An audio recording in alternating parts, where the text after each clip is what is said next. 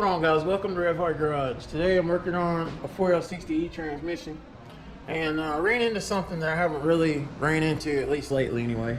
And I thought I would share this with you guys because it's probably going to help you out a lot. So I was changing the 3 to 4 check ball capsule in the case.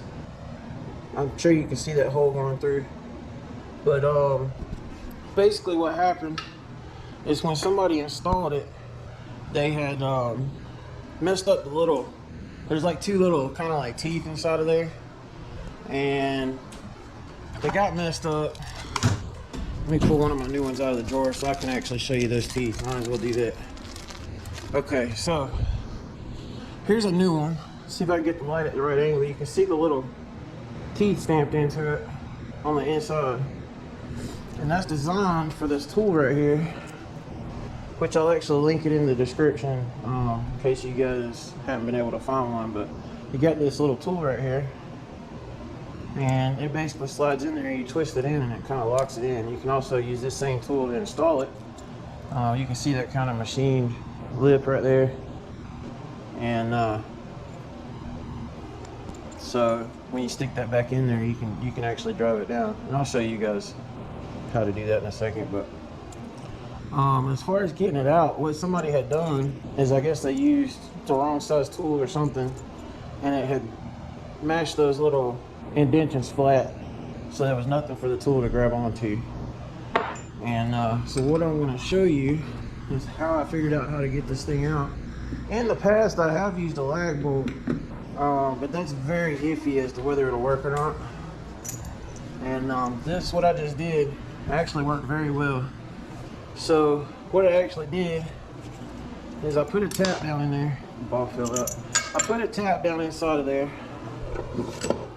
Let me make sure that the size is 3/8 by 16, and it fits right inside of that sleeve.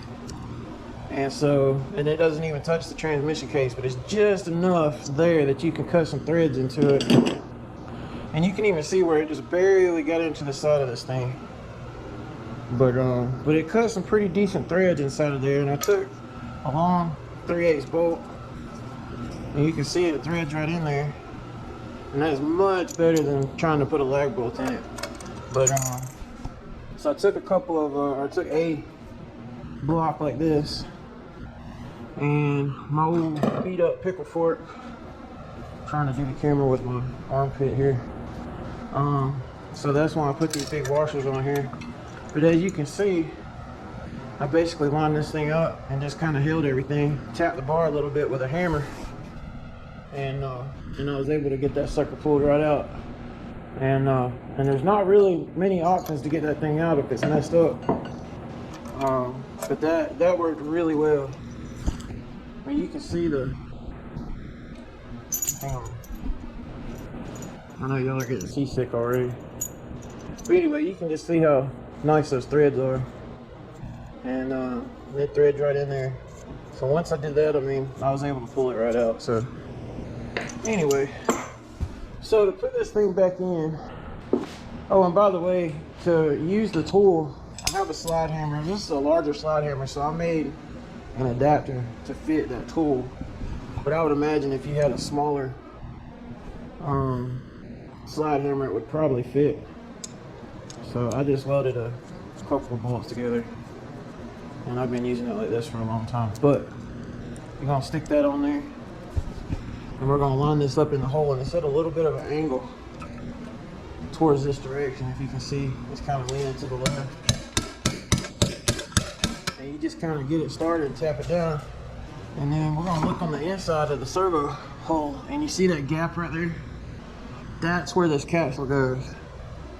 And so what we're going to do is we're going to center the opening up inside of the channel right there. So I'll kind of show you that.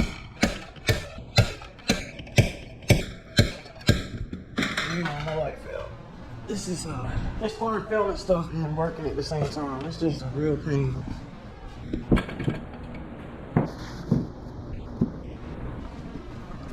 All right, let's try this again. Now you can see the bottom of it starting to come through there. And so we're just going to keep lightly tapping it down. And now you're starting to see the slots.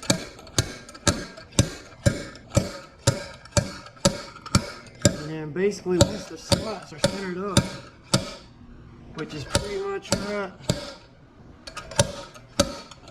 right there. Once you center those slots up, that's all you need. And then all you gotta do is just find the correct place for this tool. You just kind of lightly twist it until you feel it loosen up, and it'll come right out. With two hands, it's a lot easier.